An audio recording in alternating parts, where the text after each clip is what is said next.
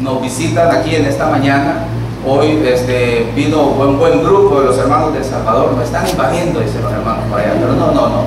Los hermanos son hermanos a todo dar. Tuve la oportunidad de conocerlos el sábado por la noche, platicar un poco. Son bien organizados, miren qué ordenados los tienen aquí. Y bueno, vienen aquí porque ellos vienen de la iglesia Vida Nueva, ¿verdad? Hay 2 pastores acá con ellos y los otros hermanos líderes apoyándoles. Y van a estar trabajando para Semana Santa acá, evangelizando en algunas colonias, trayendo proyectos de evangelismo para ellos. Qué lástima que nos vamos, algunos para campamento, pero vamos a apoyar en la medida de lo posible con ellos y colaborar, porque ellos vienen y esperando la visión que el Señor les pueda ayudar a poder plantar una de las congregaciones, la iglesia en este lugar, y estamos orando para que el Señor permita, ¿verdad? Para que el reino sea ampliado, es lo que queremos, que el reino se amplíe, y aquellos que vienen a trabajar en el reino, nosotros poderles apoyar. Así que vienen a reconocer la tierra, las ven no como espías, ¿verdad? No, van a llevar muestras al Salvador de acá, hay que tener cuidado, ¿verdad? Dice que trajeron un pan por ahí, entonces estamos viendo cómo va al final. Pero gracias al Señor por estar acá con nosotros. Vamos a aprovechar el tiempo entonces y vamos a hablar acerca de lo que dice en primera carta a los Corintios, capítulo 11. Y vamos a hablar acerca de la cena del Señor. Yo he titulado este mensaje "Dignos o indignos". Y la razón por la cual quiero tocar este tema es porque yo sé que de alguna manera hay un poco de desconocimiento en lo que es la cena del Señor. Y la preparación y la participación de la cena del Señor, ha sido objeto de errores para algunos cristianos practicantes.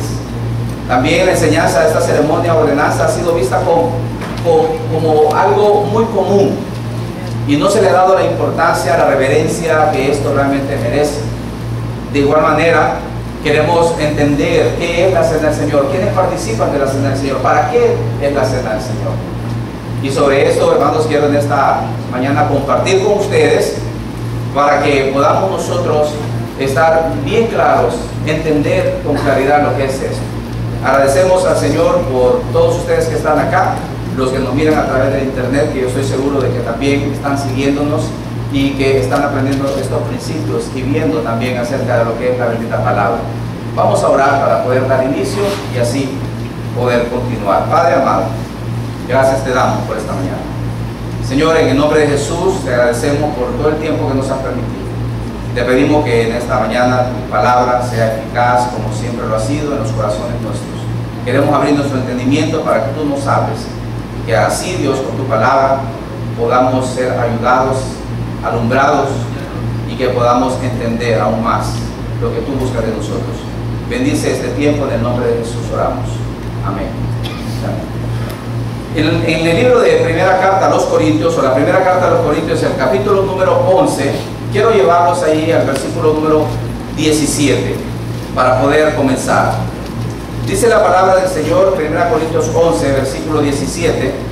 Amén, ¿lo tienen?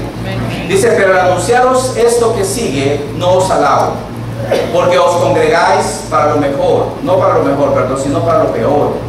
Pues en primer lugar, cuando os reunís como iglesia, oigo que hay entre vosotros divisiones, y en parte lo creo, porque es preciso que entre vosotros haya disensiones, para que se haga manifiesto entre vosotros lo que son aprobados.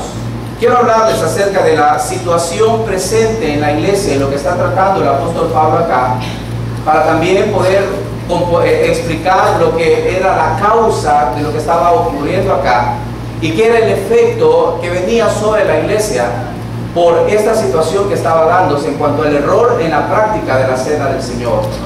Y lo traigo a colación porque, hermanos, hay personas que participan de la cena del Señor y todavía no entienden qué es. Hay quienes participan también de la cena del Señor y lo toman como algo que pues es dado, es como una práctica religiosa más. Pero aquí también hay una iglesia que no sabía la forma correcta y idónea de poder celebrar esta ordenanza que el Señor había dado. Y aquí el apóstol Pablo empieza diciéndoles a ellos, aclarando una situación ahí. Y dice: miren, hermanos, quiero decirles algo. Esto que les voy a decir, no lo apruebo, no los alabo con esto. Porque cuando ustedes se reúnen como iglesia, como congregación, Dice, esto no es participar de la cena del Señor. Anteriormente a estos versículos, el apóstol Pablo los había alabado, les había dicho, mire, ustedes siguen las instrucciones como yo se las doy, y ustedes están haciendo lo correcto, y yo les alabo en esto. Pero en esto que sigue, no les voy a alabar. ¿Por qué? Porque cuando ustedes se reúnen, en primer lugar, como iglesia, hay entre ustedes divisiones. Y una de las cosas que estaba ocurriendo en esa iglesia era que había desacuerdos entre hermanos. Había distanciamiento entre estos hermanos ahí. Y esto no era algo propio de la iglesia, y así con estos distanciamientos ellos estaban participando de la cena del Señor. Y el apóstol dice aquí que no era correcto. Estos distanciamientos venían desde los primeros capítulos, el capítulo número 1 en adelante, el capítulo número 2, donde la iglesia estaba separada y había dos bandos, tres bandos había en la iglesia.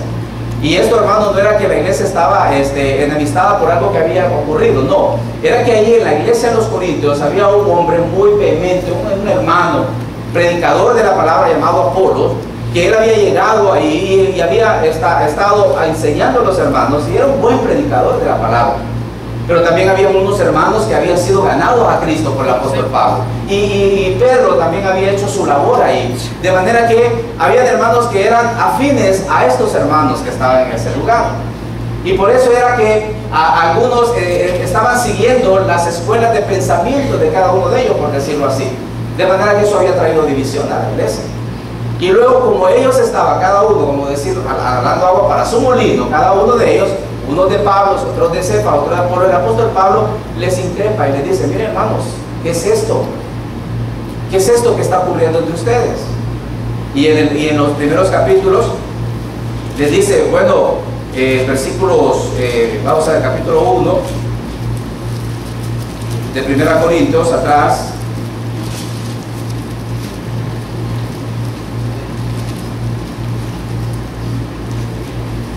Versículo número 10 en adelante. Os ruego, hermanos, pues, en nombre del Señor Jesucristo, que habléis todos una misma cosa, y que no haya entre vosotros divisiones, sino que estéis perfectamente unidos en la misma mente, en el mismo sentir. Porque he sido informado por vosotros, hermanos míos, por los de Cloé, que hay entre vosotros contienda. Quiero decir que cada uno de vosotros dice, yo soy de Pablo, yo soy de Apolo, y otros de Cefa, y otros de Cristo. ¿Acaso está dividido Cristo? ¿Fue crucificado Pablo por vosotros, o fuiste bautizados en el nombre de Pablo? Doy gracias a Dios que a ninguno de vosotros he bautizado, sino a Crespo, a Gallo, para que ninguno diga que fuiste bautizados en mi nombre. Entonces había hermanos que estaban divididos en sus comentarios ahí, en su forma de pensar. Y les dice, miren, ¿por qué están diciendo, o por qué están siguiendo hombres? ¿Acaso alguno de ustedes fue bautizado en mi nombre? Y hermanos, yo sé que hemos tenido diferentes liderazgos en esta iglesia durante todo este tiempo. Lo ocurrió cuando nosotros llegamos a San Jorge, ocurrió algo bien peculiar. Nosotros llegamos, la iglesia estaba ya establecida, había hermanos que habían sido enseñados por el pastor anterior, y había otros pastores ahí que habían pasado por ahí. Cuando yo llegué, pues era uno más. Y por supuesto aquellos que habían nacido con el hermano que estaba primero, pues añoraban ese tiempo, añoraban el hermano. Y los que habían sido enseñados por el otro que estaba también igual, y llegaba yo de nuevo y ahí no había seguidores para Pastor Eric. Pero siempre le decía, es que el hermano tal no lo hacía así, es que el hermano tal lo hacía de esta manera y de esta manera y de esta manera. Yo ya me la puedo estar, ¿no? Ya, es que el hermano, y empezaban las diferencias, ¿verdad? Y yo les decía, hermano, vámonos por acá, porque la palabra de Dios dice que lo hagamos de esa manera. Sí, pero es que, y empezaba. Y así era difícil, había división. Y solo con la ayuda del Señor, Señor, ayúdame, ilumíname, porque esto pues es tuyo y tú lo vas a hacer. Pero es normal que muchas veces tengamos una inclinación y una cierta simpatía hasta ciertos hermanos, pero esto no es lo que debe de prevalecer. Lo que debe prevalecer es el pensamiento de Cristo, es la palabra del Señor. Ninguno de nosotros, cuando va a bautizar a un hermano, te bautizamos en el nombre de Norman, de Douglas y de Benjamín, ¿verdad? No, y el hermano Eric, no bautizamos así. Bautizamos en el nombre del Padre, el Hijo y el Espíritu Santo. Porque nosotros no hemos muerto por ninguno. De manera que el apóstol dice, ¿quiénes son Pablo? ¿Quiénes son Cefa? Los servidores de Cristo. Son servidores nada más, somos servidores. y téngannos los hombres como servidores de Cristo nada más. Pero la iglesia estaba dividida. La iglesia estaba siguiendo pensamientos de hombres, y esto era una de las situaciones que estaba ocurriendo acá. Y cuando se reunían, dice la Biblia, para tomar la cena del Señor, había divisiones, y el apóstol dice, mire, es necesario que haya disensiones para que se haga manifiesto entre vosotros lo que son aprobados. Hermanos, no es malo tener diferencia de opiniones en la iglesia. No es malo, eso es permitido. Es correcto que, pues yo no pienso como el hermano, no pienso como este hermano, no pienso como el pastor acá, no pienso como el otro pastor, y tenemos diferentes opiniones y todo lo demás. Pero, hermanos, no hay que dejar que las discusiones y las diferencias sean fuera de un Espíritu Santo y sin dependencia del Señor. Tiene que derimirse todo en Cristo. ¿Qué es lo que Cristo quiere? ¿Qué es lo que Cristo espera? Y a veces hay que sacrificar ideas. Hay que sacrificar pensamientos por amor a los demás. El apóstol Pablo lo dijo, ¿verdad? Que debemos nosotros buscar primeramente el beneficio de los demás. Debemos nosotros buscar al Señor y tener la mirada en Cristo. Porque dice, para que, como está escrito, el que se gloría es el Señor. Si no tenemos que estar orgullosos de los hermanos, si bien es cierto, tenemos que animarlos, ayudarlos, tenemos que orar por ellos, pero si nos vamos a gloriar, si nos vamos a sentir orgullosos, yo les digo a los hermanos, mire hermano, no se siente orgulloso el pastor, porque gracias a Dios por los hermanos, es que el pastor es que el pastor fulano, y el apóstol Pablo dice, no, el que se gloría, si hay algo en lo cual nos vamos a sentir orgullosos, gloriándonos en Cristo. Así es, ¿verdad, hermano? De manera que nosotros los hombres, simplemente, servidores. Así que esta es una de las cosas que interrumpían.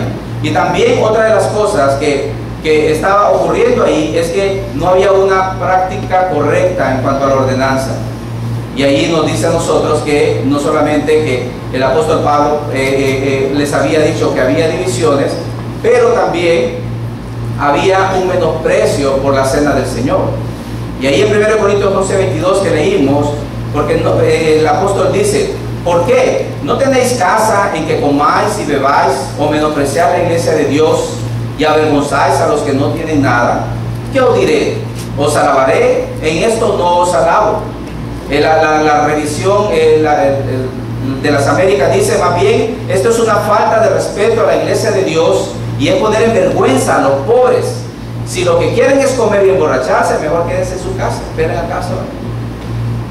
Quédense en su casa. ¿Por qué? Porque cuando llegaban los hermanos ahí y se dedicaban a comer la cena y luego participar de la cena del Señor, había uno que decía, no hombre, comamos. No ha llegado el hermano, no, dejémoslo, comamos nosotros. Y no solamente eso, sino que se mandaban con el vino. Y cuando antes de participar de la cena del Señor, ya había algunos ebrios y estaban ahí participando de la cena. Y les dice, mire, uno se adelanta, otro se emborracha. ¿Qué es esto? Esto es menospreciar la iglesia de Cristo. Esto es tener en poco la iglesia de Cristo. Y cuando nosotros no entendemos la práctica y las ordenanzas de la cena del Señor, esto es menospreciar. Esto es venir aquí como que, no, pues vamos a participar de la cena del Señor, el pan, el jugo y ya, nos vemos. No. Recuerdo que años anteriores, cuando nos tocaba repartir el jugo de uvas y el pan, tenían bastantes personas. Un caso particular que me acuerdo es que entró un hombre, venía entrando, estábamos repartiendo, vino, agarró la copa y vengas. Y yo antes, me dejó sin reacción, antes de que le pudiera decir algo, agarró con la otra mano la otra y véngase. Era un cipote, era que 15, 16 años, 18, no recuerdo. Y el cuñadito, ¿verdad?, del pan. Se lo conté al pastor y me dijo, bueno, se va a ir al infierno.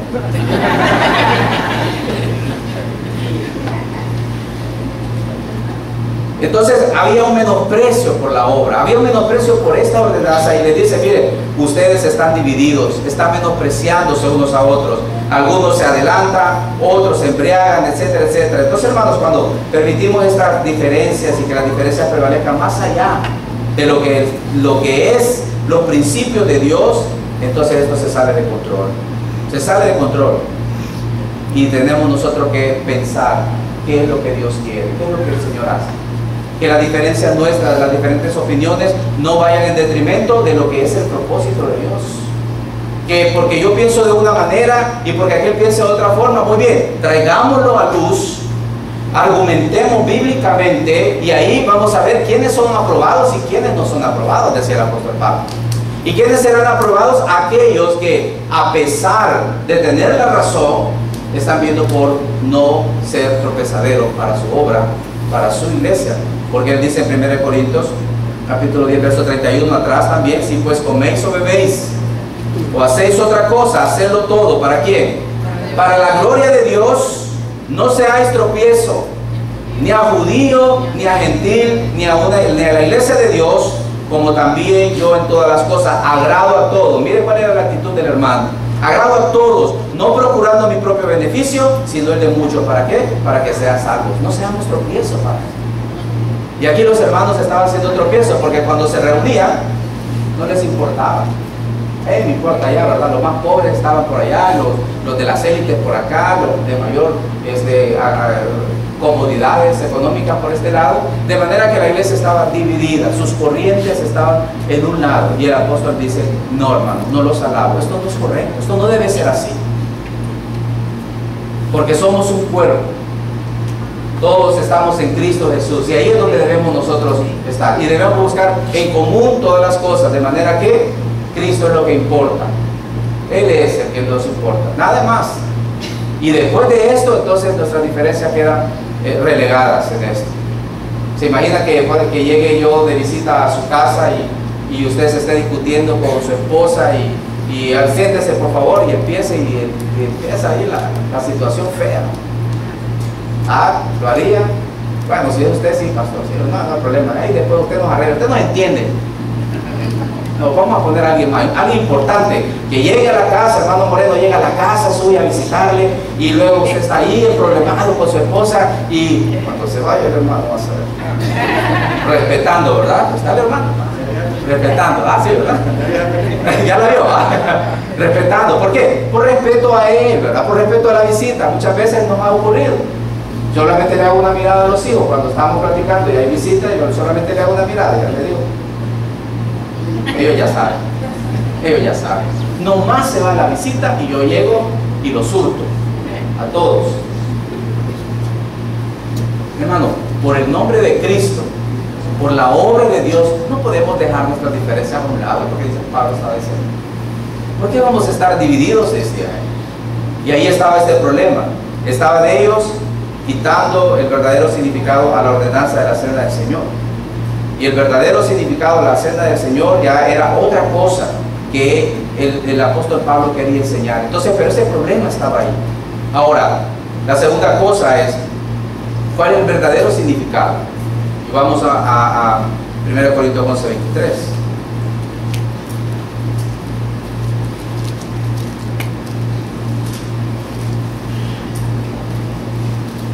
Y entonces aquí el apóstol Pablo empieza a hablarles a ellos, porque ellos estaban tomando la cena de manera indigna. Y le dice el versículo 23: porque yo recibí del Señor lo que también os he enseñado, que el Señor Jesús, la noche que fue entregado, tomó pan, y habiendo dado gracias, lo partió y dijo: tomad, comed, esto es mi cuerpo, que por vosotros es partido, haced esto en memoria de mí. El apóstol va a enseñar ahora qué es tomar la cena del Señor. No estaban tomando la cena del Señor porque estaba dividido. La consecuencia de esto era que ellos estaban tomando de forma indigna la cena del Señor. Ellos estaban tomando la cena del Señor como algo común. Pero el apóstol dice aquí cuál es el verdadero significado. Y aquí él empieza a hablar de qué es el tomar la cena del Señor. Y dice, miren, el Señor Jesús, la noche que fue entregado, tomó el pan. Hermanos, síganme con atención. Voy a hacerlo rápido, pero quiero que por favor pueda escucharme en eso. Para poder entender, tenemos que irnos al libro de Marcos capítulo 14, versículo 15. En la noche exacta, cuando el Señor Jesús fue entregado, dice la Biblia en Marcos capítulo 14, el verso 15, que ahí el Señor celebró la última cena con ellos.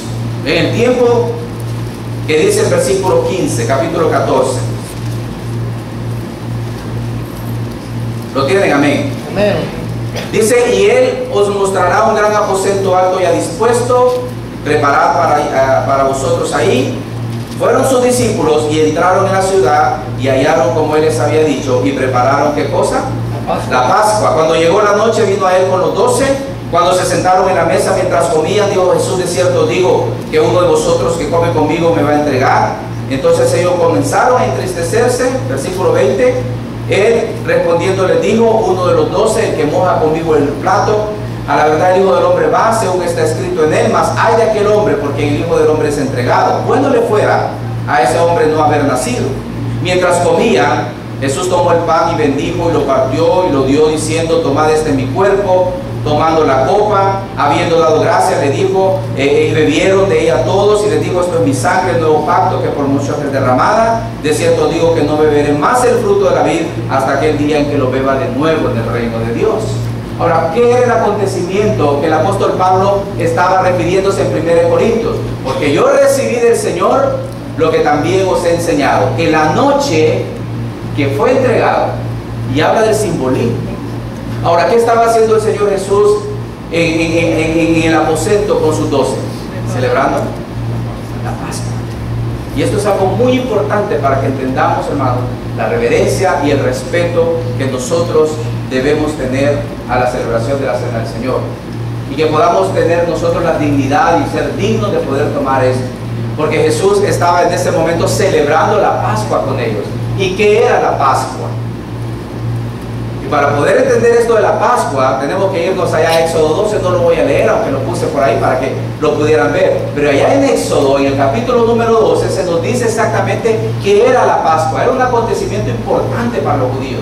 No era cualquier cosa. Dice la Biblia que el Señor Jehová mandó a Moisés a enseñarle al pueblo que ellos debían de celebrar esta Pascua. En el mes primero, el mes de Abril, más o menos marzo, abril, ellos tenían que apartar un cordero. Y ese cordero tenía que ser apartado 14 días, dice la Biblia. Esos 14 días, después ese cordero iba a ser inmolado entre la tarde y la mañana. Y ese cordero iba a ser comido asado al fuego, no cocido, asado, con hierbas amargas y con pan sin levadura.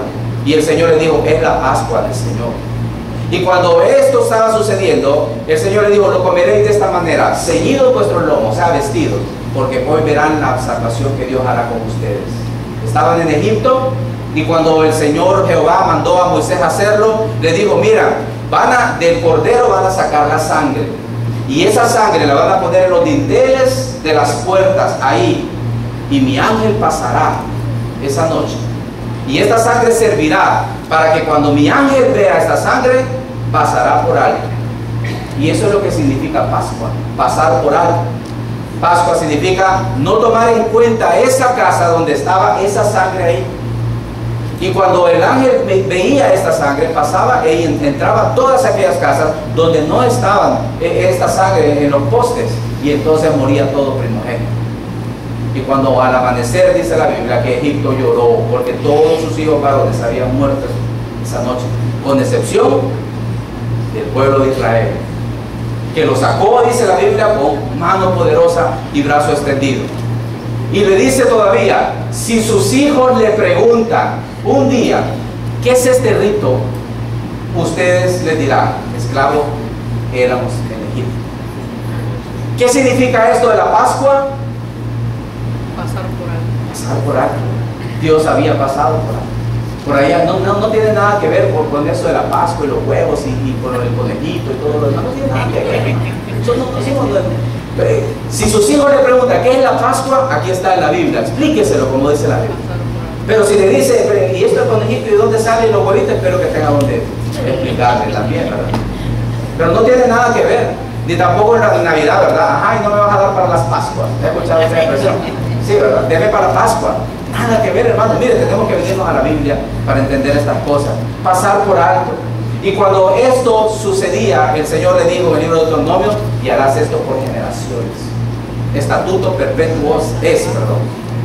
Entonces ahora entendemos que cuando Jesús les dijo: preparen la Pascua, Él estaba recordando aquel momento de libertad donde Dios pasó por alto con el ángel de la muerte y todos fueron liberados y salvados. Y ahí en ese momento, hermanos, era un momento solemne, era un momento de recordar aquel momento en el cual Dios le libró de la esclavitud de Egipto. Y ahí estaban los apóstoles comiendo. En ese preciso momento, cuando fue entregado el Señor Jesús, que tiene una relación, pero estrecha con lo que era esa Pascua y con lo que es esa Pascua. Ahora imagínense por un momento, el Señor estaba con ellos comiendo, estaba aquí, la mesa estaba llena de comida, por eso en Corintios nosotros observamos que ellos también comían, porque había comida en la mesa, y la Biblia dice que el Señor Jesús, mientras comían, ¿qué cosa? Pascua. Tomó el pan. No dice agarró un pan, no, tomó el pan. El pan, dice la Biblia en el libro de Éxodo, que era sin levadura, porque Dios había mandado a sacar toda la levadura. Le dijo a las mujeres de Israel: saquen toda la levadura, que no haya contaminación. Y ellas tuvieron que leudar la masa y llevárselas guardaditas, porque ellos iban a salir esa noche. Y cuando el Señor Jesús estaba con sus apóstoles, dice la Biblia que toma el pan. Y ahora dice, hermanos, y esto es algo especial, porque el Señor estaba recordando la libertad que habían tenido allá en los de Israel en Egipto, donde el símbolo era por generaciones perpetuas, era un cordero asado, eran hierbas amargas y era pan sin levadura. Ahora el Señor dice, parte el pan y dice: este es mi cuerpo, símbolo de mi cuerpo, que por vosotros será partido. Lo comieron, lo repartió y lo comieron. Y luego toma la copa y ahora dice: este es el nuevo pacto de mi sangre. Este es el símbolo de la libertad que Dios mi Padre dio a Israel. Y este es el símbolo de la libertad en Cristo, que de ahora en adelante, por generaciones. La sangre que limpia pecados y que limpia de toda contaminación, y el pan que ahora es el sacrificio, y el pan que es el apartarse del pecado, la limpieza profunda, ahora en adelante, esto será recordado.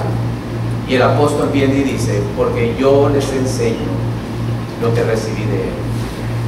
Si estos hombres judíos participaban de esto con solemnidad, como ahora hay personas que lo hacen y lo quieren hacer, está bien, no tiene nada que ver con la salvación en Cristo, pero lo hacen. Mire, tienen una solemnidad y la simbología que utilizan es algo tan reverente, porque ellos recuerdan ese momento cuando Israel fue liberado, y ellos dicen: nuestros padres estuvieron allá esclavos en Egipto, ahora fueron libres, y esto representa lo que Dios hizo para libertarnos. ¿Cuánto más nosotros, la iglesia de Cristo, debe de entender que un hombre fue colgado en un madero, fue crucificado, fue inmolado, y que su sangre derramada es suficiente para perdón de pecados? Y cuando el apóstol Pablo le recuerda a estos hermanos, le dice: porque yo recibí del Señor lo que les he enseñado. El Señor partió el pan, el Señor dio la copa, la bendijo, la que estaba ahí, agarró y la repartió. Ahora nosotros tenemos que entender que la Pascua fue sustituida por el sacrificio del Cordero Pascual, que es Jesús, y que ahora esa libertad nos ha venido a todos nosotros a través de ese sacrificio. Que si bien es cierto, no estuvimos en Egipto, no sacrificamos nada, no fue puesto la sangre en los postes, pero ahora la sangre ha sido rociada, ahora el sacrificio ha sido dado. Cristo ha venido para perdón de todos los pecados. La Biblia nos dice que cuando nosotros nos reunimos, hermanos, esto es celebrar la Pascua del Señor. En primer lugar, recordar el momento de su muerte. El versículo 23, 1 Corintios 11, nuevamente dice: porque yo recibí lo que también os he enseñado, que el Señor Jesús, la noche que fue entregado, tomó pan, habiendo dio gracias, lo partió y dijo: tomen y coman, esto es mi cuerpo, que por vosotros es partido. Haced esto en memoria de mí. Para nosotros como creyentes debe ser un momento de recordar solemne, sublime, entendiendo lo que ha pasado. En segundo lugar, debemos examinarnos a nosotros mismos. 1 Corintios 11, 28 dice: por tanto, pruébese cada uno a sí mismo, coma así del pan y beba de la copa. Porque el que come y bebe indignamente, sin entender, sin tener claro lo que es el cuerpo y la sangre de Cristo, entonces dice la Biblia, juicio come y bebe para sí. Nosotros no vamos a impedir que alguien tome de la copa y beba, como la persona que les conté. No vamos a impedir, porque no somos la iglesia a la que le tenemos que decir, hey, hermano, no tomes, que no perdí. No, yo reconozco unas. Y por favor, hermanos, que reparten y miren quién agarra, no miren. No vean quién agarra y quién no agarra, no, para no sentirse ahí en sus corazones, ¿verdad? Un poco malito. Porque dice la Biblia que, aquí lo agarro. Porque dice la Biblia, pruébese. Pruébese, cada uno, a sí mismo. Yo no lo voy a probar ni lo voy a reprobar. No, pruébese, tome, coma del pan, beba de la copa. Pero si no la discierne, usted no sabe qué es esto. No entiende el sacrificio de Cristo. Cristo no ha muerto o no ha sido real en su vida, ese sacrificio, entonces usted juicio, come y bebe para usted mismo. El Señor trae disciplina. Y luego dice el apóstol, si nos examinásemos a nosotros mismos no seríamos juzgados. Cuando nos reunimos a la cena del Señor, es una oportunidad de examinarse. Cada uno de ustedes ha sido libertado, limpiado por Cristo en su vida, realmente. Usted debe entender esto, debe estar claro en usted. Si realmente ese pan que partió es el cuerpo, que es el cuerpo de Cristo, y esa copa que es su sangre, que ha sido derramada, ha sido rociada para limpieza de pecados, es real en usted. Usted reconoce que eso ha sido por su perdón de pecados. Pruébese, examínese. Si es así, gloria a Dios. Si no es así, juicio come y bebe para sí. Y debemos examinarnos. Esto sirve para examinarse todo, que se examina toda la iglesia y que vea realmente lo que hay. Y por último, no solamente recordar el momento de su muerte, no solamente examinarse, pero también proclamar su sacrificio sustituto en la cruz. Y dice el versículo 26, así pues todas las veces que coman este pan y beban esta copa, anuncian su muerte, anuncian su sacrificio. Y será hasta aquel momento cuando Jesús le dijo, de ahora en adelante no beberé más el fruto de la vid con ustedes. No le dice esa parte, ¿verdad? En el libro de Marcos. No beberé más el fruto con ustedes, sino que allá en mi reino lo volveré a beber. Y cuando nosotros tomamos esto, estamos anunciándoles la muerte y estamos proclamando el sacrificio de Jesús a todos aquellos que no le conocen. Lo que estamos haciendo, estamos diciéndole, vino un hombre a morir en un madero para perdón de sus pecados, para limpieza en su vida. Así que creemos en esto. ¿Cree usted en esto? Si no cree, hoy es la oportunidad para creer. Si no cree, hoy es la oportunidad para hacer real ese sacrificio de Jesús en la cruz por su vida, porque Él vino para eso. Así que, hermanos, recordamos ese tiempo, como los judíos recordaban ese tiempo de salida de Egipto, nosotros recordamos ese sacrificio para perdón y salida de la esclavitud del pecado. Examínese y pruébese si está en Cristo.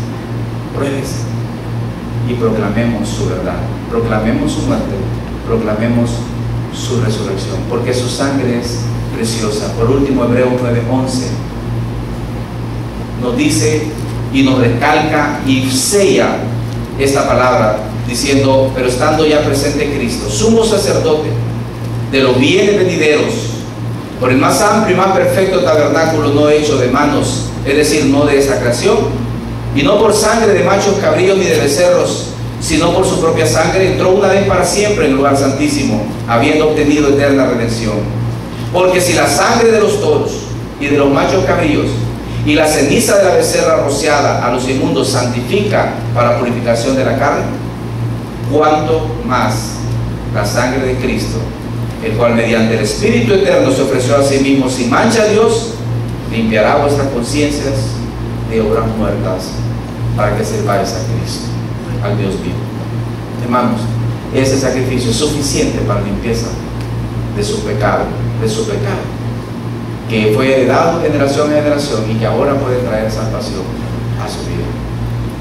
Así que pruébese cada uno, probémonos, comamos, participemos en esta mañana y que honremos a Dios con lo que hacemos. Pido inclinar su rostro un momento, cerrar sus ojos, pensar un momento en lo que rápidamente su palabra expone y preguntar: ¿digno o indigno de participar? Solo una manera de no ser digno, y es que en su vida Jesús no es real, no sea real. Y usted no haya reconocido a Jesús como el autor, el consumador de la fe y el que ha muerto para perdón de pecados. Y si en esta mañana eso es una realidad en su vida, yo lo invito para que usted venga y reconozca que Jesús es el autor de la salvación y que en Él hay perdón de pecados por su sangre. Y si esta es su condición en esta mañana, yo solo voy a pedir una cosa: levante su mano y la vuelve a bajar, y nosotros vamos a exponerle claramente en su corazón cómo usted puede ser digno de participar y de venir a Cristo y de poder recibir perdón de pecado por la sangre que Él derramó y por esa copa que Él expuso para beberla. ¿Habrá alguien aquí entre nosotros que levanta su mano rápidamente? No ha reconocido el perdón de pecado en su vida, pero quiere hacerlo en esta mañana. Si hay alguien, lo puede hacer, haga. Pero Jesús vino a este mundo a morir por los pecadores. Cada uno de nosotros puede recibir el perdón de pecados. ¿Habrá alguien así una vez más? Si no, quiero hablar a la iglesia y decirle: hermanos, nunca más tomemos en poca cosa lo que el Señor hizo en la cruz. Cuando vengamos y participemos, regocijémonos, alegrémonos, porque esto es un recordatorio de la salvación nuestra, de la salida del pecado, de la inmundicia y de la esclavitud, para una vida nueva, para una vida en Cristo, llena de gozo. Señor mi Dios y Padre, gracias te damos, porque en esta mañana tu palabra ha sido expuesta. Señor, glorifica a tu Hijo, glorifica tus cosas que sabemos, oh Dios, que eres poderoso. Te doy gracias porque en ello encontramos gozo, alegría, satisfacción. Y gracias por esta mañana, por enseñarnos. Te doy gracias por lo que hemos de hacer, por esta participación, por lo que significa y lo que representa. Gracias te damos por la oportunidad. Señor, te pido que sigas dando la oportunidad mientras se pueda a aquellos que han escuchado tu palabra hoy y que no te han conocido. Pero también nosotros como iglesia tomamos a bien, con toda reverencia, este momento especial, recordando ese tiempo, Dios. En el nombre de Jesús oramos y lo pedimos.